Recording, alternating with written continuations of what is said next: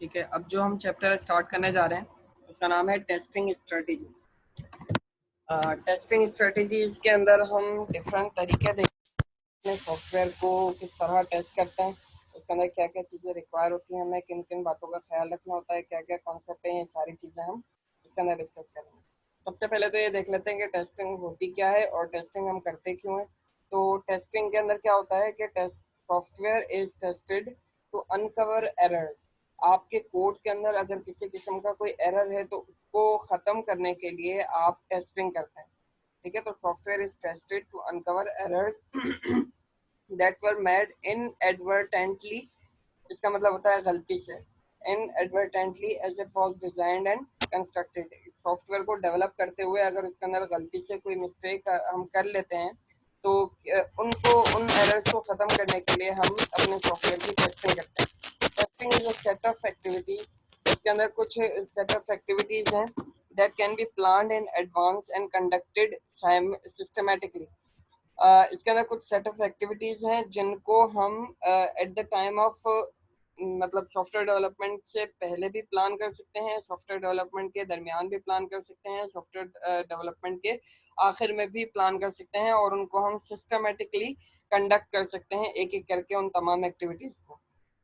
अब यहाँ पर एक चीज़ ध्यान में रखिएगा कि टेस्टिंग को जो है प्लान शुरू में ही किया जाए तो ये ज़्यादा बेहतर रहता है कि आपको पता हो कि किस तरह किस मॉड्यूल को या किस पार्ट ऑफ द सॉफ्टवेयर को कब टेस्ट करना है। तो इस चीज़ को पहले से अगर आप प्लान करके रखेंगे तो आपके पास एरर आने के चांसेस बहुत कम हो जाएंगे। ठीक है, तो टेस्टिंग के अंदर कुछ एक्टिविटीज़ होती हैं जिनको पहले से ही प्लान करके रखना चाहिए। A number of software strategies have been proposed in literature. Literature के अंदर बहुत सारी सॉफ्टवेयर टेस्टिंग स्ट्रेटजीज हमें ऑलरेडी गिवन है। ठीक है, लेकिन इससे बुक के अंदर जो हम बुक को फॉलो कर रहे हैं सॉफ्टवेयर इंजीनियरिंग वाली, उस बुक के अंदर जो जो स्ट्रेटजीज हमें गिवन है हम सिर्फ उनको डिस्कस करेंगे। उनके अलावा जो भी मतलब और टेस्टिंग स्ट्रेटजीज होती हैं उनके बारे में हम यहाँ पर बात नहीं करेंगे। ठीक है, तो यहाँ पर ध्यान रखिएगा कि सॉफ्टवेयर टेस्टिंग स्ट्रेटजीज बहुत सारी लिटरेचर के अंदर आपको मिल जाएंगी। अगर आप सर्च करना चाहें तो आप खुद से भी सर्च कर सकते हैं। A strategy for software testing must accommodate low level test. मतलब जो भी आप सॉफ्टवेयर स्ट्रेटजी को टेस्टिंग स्ट्रेटजी को आप इस्तेमाल करने जा रहे हैं उसके अंदर आपको एक चीज़ का ख्याल रखना होगा कि उसके अंदर लो लेवल टेस्ट भी हो रहे हों और हाई लेवल टेस्ट भी हो रहे हों। यहाँ पर दोनों बातें लिखी हुई हैं। ये इतनी बड़ी लाइन का मतलब सिर्फ यही है कि जो भी आप स्ट्रेटजी इस्तेमाल करने जा रहे हैं उसके अंदर लो लेवल टेस्ट भी हो और हाई लेवल टेस्ट भी वो आपकी स्ट्रेटजी सपोर्ट कर रही हो। अब लो लेवल टेस्ट कौन से होते हैं और हाई लेवल टेस्ट कौन से होते हैं? लो लेवल टेस्ट के अंदर आप छोटे लेवल के अंदर यानी प्रोग्राम के कुछ पार्ट्स का टेस्ट करते हैं, यानी हर पार्ट को इंडिविजुअली चेक कर रहे होते हैं कि ये काम अपना सही से कर रहा है या नहीं कर रहा। छोटे छोटे पार्ट्स को आप टेस्ट कर रहे हैं तो वो आपका लो लेवल टेस्ट होगा। और अगर आप बड़े लेवल के ऊपर चेक कर रहे हैं यानी ओवरऑल सिस्टम को चेक कर रहे हैं तो वो आपका हाई लेवल टेस्ट होगा। इसको डिटेल से अभी हम समझेंगे आगे आगे की स्लाइड के अंदर। ये एक एक चीज़ यहाँ पर बहुत ज़्यादा डिटेल से एक्सप्लेन की हुई है। तो यहाँ तक आपको क्या समझ में आया कि टेस्टिंग जो है आपके पास एरर्स को अनकवर करने के लिए यानी एरर्स को निकालने के लिए हम टेस्टिंग का इस्तेमाल करते हैं। बहुत सारी टेस्टिंग स्ट्रेटजीज हमारे पास अवेलेबल हैं, उनमें से कुछ को हम यहाँ पर अभी डिस्कस करेंगे। उसके बाद आगे चलते हैं। यहाँ पर एक कॉन्सेप्ट आता है वेरिफिकेशन एंड वैलिडेशन का। इस कॉन्सेप्ट को बहुत ध्यान से आपने समझना होगा क्योंकि ये बहुत ज़्यादा मिलता जुलता कॉन्सेप्ट है। अगर आपने इसको सही से नहीं समझा तो फिर आपको बाद में चलकर प्रॉब्लम होगी। देखें, software testing is one element of a broader topic that is often referred to as verification and validation. बहुत सारे राइटर्स इसको V and V करके लिखते हैं, वेरिफिकेशन एंड वैलिडेशन। और वेरिफिकेशन क्या होती है और वैलिडेशन क्या होती है? Verification refers to the set of tasks that ensure that software correctly implements a specific function. Verification के अंदर आप ये चीज चेक कर रहे होते हैं कि आपका सॉफ्टवेयर सही से काम कर रहा है या नहीं कर रहा। यानी आपने जो कोड किया है वो कोड जिस मकसद के लिए किया गया है वो अपना मकसद पूरा कर पा रहा है या नहीं कर पा रहा है। यानी आप अपने कोड को इस वाले स्टेप के अंदर वेरीफाई कर रहे हैं कि मेरा कोड सही चल रहा है या नहीं चल रहा। दोबारा से बता रहा हूँ कि वेरिफिकेशन स्टेप के अंदर आप ये देखते हैं कि आपने जो कोड किया है जो आपने इम्प्लीमेंटेशन की है जिस भी फंक्शन की, वो फंक्शन अपना सही से काम कर रहा है या नहीं कर रहा। वेरिफिकेशन के अंदर आप ये चेक करते हैं। वैलिडेशन के अंदर आप क्या चेक करते हैं कि validation refers to the different set of task that ensure that software that has been built is traceable to the customer requirements. अब वैलिडेशन के अंदर, वैलिडेशन वाले स्टेप के अंदर आप ये चेक करते हैं कि जो काम आपने किया है वो कस्टमर की रिक्वायरमेंट के हिसाब से है या नहीं है। देखें, वेरिफिकेशन के अंदर आप ये चेक कर रहे होते हैं कि आपका कोड सही काम कर रहा है या नहीं कर रहा। ठीक है, अब मे बी आपने कोड ऐसा किया हो जो बिल्कुल सही तरीके से चल रहा है, यानी आपका कोड बिल्कुल वेरीफाइड है, लेकिन वो कस्टमर की रिक्वायरमेंट के हिसाब से नहीं है। जैसी रिक्वायरमेंट्स आपको कस्टमर ने दी थी उस हिसाब से आपका सॉफ्टवेयर नहीं है, तो फिर वो वैलिडेटेड सॉफ्टवेयर नहीं कहलाएगा, वो फिर आपका एक्सेप्ट कभी भी नहीं होगा। आपका सॉफ्टवेयर वेरीफाइड जरूर है कि जिस जो जो कोड जो आपने किए थे उसके अंदर वो तमाम के तमाम परफेक्टली आपके पास रन हो रहे हैं, लेकिन जिस रिक्वायरमेंट की बेसिस के ऊपर आपको वो सॉफ्टवेयर बनाना चाहिए था आपने उनको कंसिडर नहीं किया। तो ये आप इस वाले स्टेप के अंदर आप ये चीज चेक करते हैं वैलिडेशन के अंदर कि आपने जो चीज डेवलप की है वो कस्टमर की रिक्वायरमेंट के हिसाब से की है। ठीक है, तो दोनों के अंदर बहुत ध्यान से आपको फर्क को समझना है कि वेरिफिकेशन के अंदर आप ये चेक करते हैं कि सिस्टम जो है अपना फंक्शन प्रॉपर्ली कर रहा है या नहीं कर रहा। ठीक है, और वैलिडेशन के अंदर आपने ये चेक करना है कि सिस्टम का जो काम हो रहा है वो कस्टमर की रिक्वायरमेंट के हिसाब से है या नहीं है। दोनों के अंदर जो भी फर्क है वो आपको बहुत ध्यान से अपने दिमाग के अंदर बिठाना है। बोयम एक मतलब साइंटिस्ट है, इसने इन दोनों बातों को समझाने के लिए दो लाइंस यहाँ पर लिखी हैं, इसको आप ध्यान से देखिए। Are we building the product right, verification के अंदर ये कह रहा है कि क्या हम प्रोडक्ट सही तरीके से बना रहे हैं। ठीक है, वैलिडेशन के अंदर बना रहे हैं, कह रहा है कि are we building the right product, क्या हम सही चीज बना रहे हैं।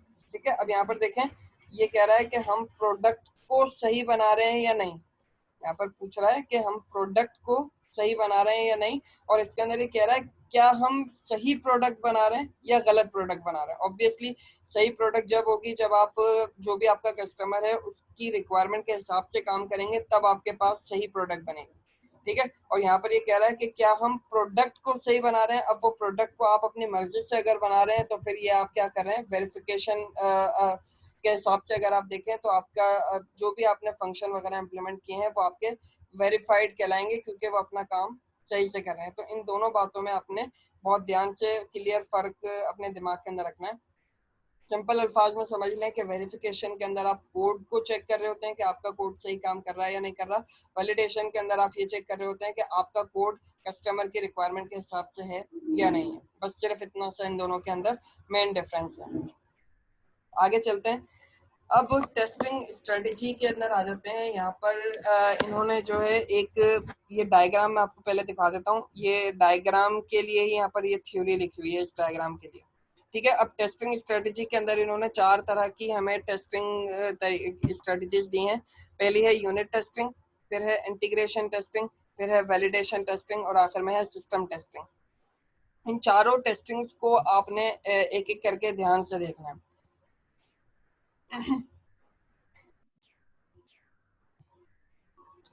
अब यहाँ पर ये 4 हमें टेस्टिंग स्ट्रेटेजीज दी हैं, इनको एक एक करके हम डिस्कस करेंगे कि किस टेस्टिंग का क्या मतलब है। अब यहाँ पर इन्होंने जो है एक स्पाइरल की शेप के अंदर आपको ये टेस्टिंग स्ट्रेटेजीज समझाने की कोशिश की है। एक चीज को यहाँ पर क्लियर रखिएगा कि ये स्पाइरल मॉडल नहीं है। ठीक है, स्पाइरल मॉडल की कहानी बिल्कुल अलग है। यहाँ पर इन्होंने स्पाइरल की मदद जरूर ली है, लेकिन ये यहाँ पर स्पाइरल मॉडल को एक्सप्लेन नहीं कर रहे हैं। यहाँ पर ये टेस्टिंग स्ट्रेटेजी कर रहे हैं एक स्पाइरल की मदद से। ठीक है, ये स्पाइरल मॉडल बिल्कुल भी नहीं है। अब देखें यहाँ पर कि strategy of software testing may also be viewed in the context of the spiral। इन्होंने स्पाइरल की मदद से समझाने की हमें कोशिश की है। सबसे पहली जो टेस्टिंग होती है वो है आपके पास unit testing. Unit testing begins at the vertex of the spiral, यानी यूनिट टेस्टिंग स्पाइरल के बिल्कुल शुरू के अंदर स्टार्ट की जाती है। And concentrates on each unit, और इसका जो काम होता है वो सिर्फ और सिर्फ ये होता है कि ये हर यूनिट को सेपरेटली टेस्ट करेगी। अब वो यूनिट क्या क्या हो सकते हैं आपके पास, आपके सॉफ्टवेयर का कोई भी कंपोनेंट हो सकता है। जैसे आपके पास क्लासेस होती हैं, आप जब ऑब्जेक्ट ओरिएंटेड में काम कर रहे होते हैं तो आप डिफरेंट क्लासेस बनाकर काम करते हैं, ठीक है। तो डिफरेंट क्लासेस यहाँ पर हैं, तो आप हर क्लास को अलग से चेक करेंगे। यानी एक क्लास आपकी एक यूनिट कहलाएगी, दूसरी क्लास आपका दूसरा यूनिट होगा, तीसरी क्लास आपका तीसरा यूनिट होगा। इसी तरह अगर आप कोई वेब एप्लीकेशन बना रहे हैं तो आप हर पेज को अलग यूनिट कंसिडर कर सकते हैं, ठीक है। इसी तरह अगर आपके पास कोई फंक्शंस वगैरह आप बना रहे हैं तो आप हर फंक्शन को एक अलग यूनिट कंसिडर कर सकते हैं। तो यूनिट टेस्टिंग के अंदर आप बेसिकली क्या कर रहे होते हैं कि हर यूनिट को आप अलग से चेक कर रहे होते हैं चलाकर कि ये जो काम हमने किया है ये सही से कर रहा है या नहीं कर रहा है, यानी आपका कोड सही काम कर रहा है या नहीं कर रहा इन टर्म्स ऑफ यूनिट, ठीक है। आप पूरे के पूरे सॉफ्टवेयर को यूनिट टेस्टिंग में चेक नहीं करते हैं, बल्कि आप क्या करते हैं यूनिट टेस्टिंग के अंदर अपने प्रोग्राम के कुछ छोटे छोटे पार्ट्स को आप अलग से चेक कर रहे होते हैं कि ये जिस मकसद के लिए बनाया गया है वो अपना काम पूरा कर रहा है या नहीं कर रहा। यहाँ पर एक चीज का ध्यान रखिएगा कि जैसे मिसाल है आपने एक फंक्शन बनाया है, उसके अंदर आपने दो पैरामीटर पास किए हैं और उस फंक्शन का काम ये है कि वो दो जो पैरामीटर आप उसको दे रहे हैं उन दोनों को वो प्लस करके आपको रिजल्ट दिखाएगा। तो सिर्फ आप उस फंक्शन को ही चेक करेंगे यूनिट टेस्टिंग करते हुए कि ये फंक्शन दो पैरामीटर सही से एक्सेप्ट कर रहा है या नहीं कर रहा, ये प्लस का ऑपरेशन इसको सही परफॉर्म हो पा रहा है या नहीं हो पा रहा, ये हमें रिजल्ट दिखा पा रहा है या नहीं दिखा पा रहा। जब आपने ये तमाम काम कर दिया तो मतलब क्या हुआ कि आपने उस फंक्शन के ऊपर यूनिट टेस्टिंग कर ली है।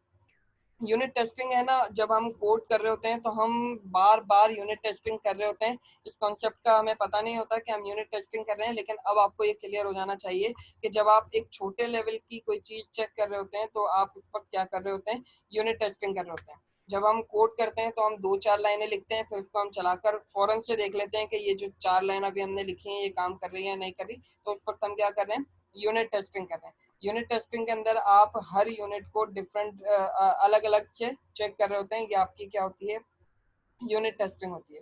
फिर उसके बाद जब हम सेकंड टाइम की तरफ आ जाते हैं, देखें यूनिट टेस्टिंग के अंदर आपने कोड को चेक किया, फिर उसके बाद आप आ गए इंटीग्रेशन टेस्टिंग के अंदर।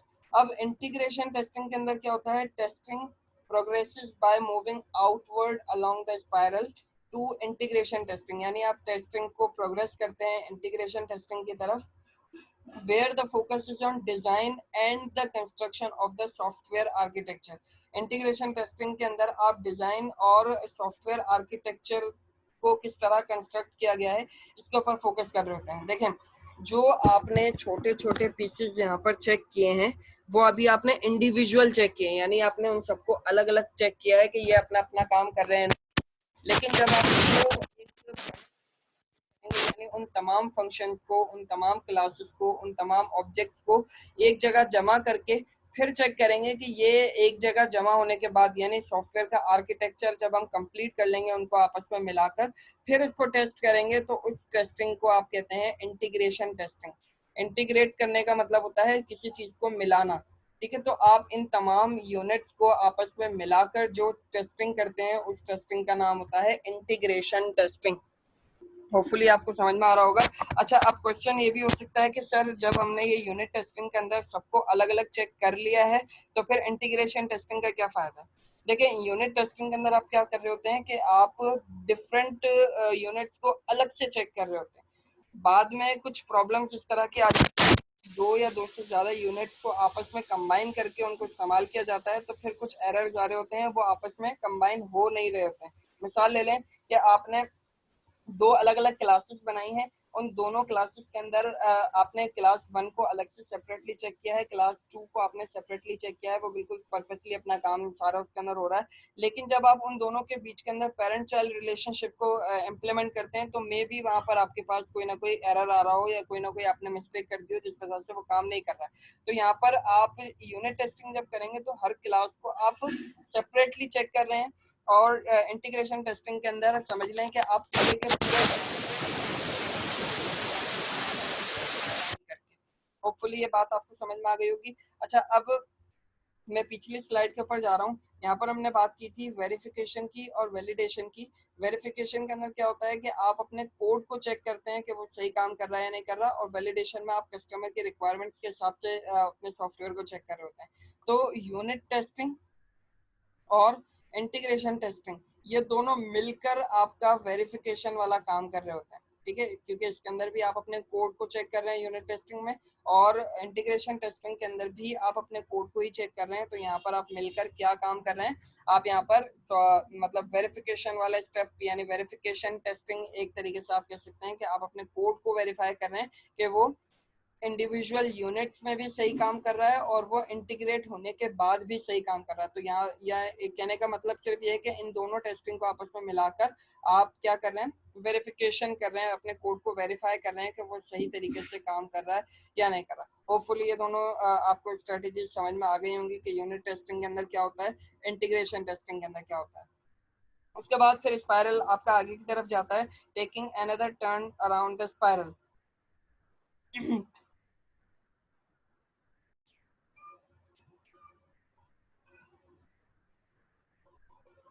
यहाँ पर फिर हम वैलिडेशन टेस्टिंग करते हैं थर्ड स्टेप के अंदर, where requirement established as part of requirement modeling are validated against the software that has been constructed।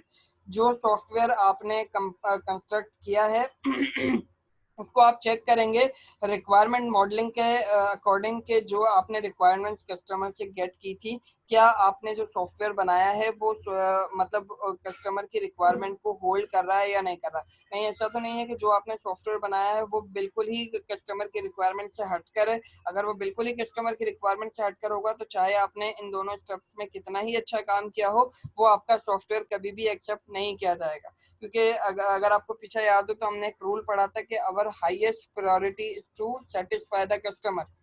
वो वैलिडेशन वाले स्टेप के अंदर अगर आपकी वैलिडेशन टेस्टिंग सही है, आपने जो भी रिक्वायरमेंट गेट की थी उसी के हिसाब से आपका सॉफ्टवेयर बनाया गया है, तो फिर आपके पास चांसेस बहुत ज्यादा बढ़ जाते हैं कि आपका कस्टमर आपसे सेटिस्फाई हो जाएगा और वो आपके चीज को एक्सेप्ट कर लेगा। ठीक है, तो इस वाले थर्ड स्टेप के अंदर, यानी थर्ड टेस्टिंग स्ट्रेटेजी जो हमारे पास वैलिडेशन टेस्टिंग है, इसके अंदर आप ये कर रहे होते हैं कि आप चेक करते हैं कि जो रिक्वायरमेंट्स आपको दी गई थी आपका सॉफ्टवेयर उसी की बेसिस के ऊपर काम कर रहा है। अच्छा, फिर उसके बाद आपके पास चौथे नंबर पर टेस्टिंग आती है, सिस्टम टेस्टिंग। सिस्टम टेस्टिंग के अंदर क्या होता है कि software and other system elements are tested as a whole. यानी सॉफ्टवेयर तो आप चेक करते ही हैं इसके अंदर, लेकिन उसके साथ साथ आप सिस्टम के दूसरे एलिमेंट्स को भी उनके सॉफ्टवेयर के साथ मिलाकर चेक करते हैं।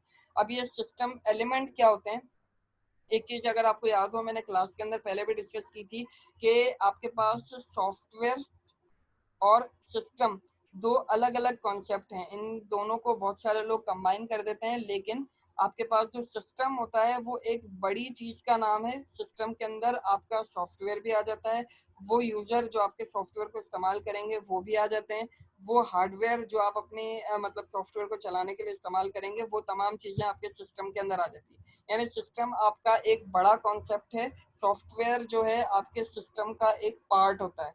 तो इस चीज को ध्यान में रखिएगा कि सिस्टम में और सॉफ्टवेयर में क्या फर्क है। बहुत सारी जगहों पर बहुत सारे लोग इन दोनों कॉन्सेप्ट को एक ही चीज समझ रहे होते हैं कि सिस्टम जो है वही हमारा सॉफ्टवेयर है। ऐसा नहीं होता, बल्कि सिस्टम जो है आपका ओवरऑल आपके पास पूरी चीज का नाम है कि जिसके अंदर आपके यूजर भी इन्वॉल्व होते हैं, आपका सॉफ्टवेयर भी होता है, और इसके अलावा आपके जो भी हार्डवेयर कंपोनेंट्स इस्तेमाल होने लगे हैं वो तमाम के तमाम आपके सिस्टम का पार्ट होते हैं।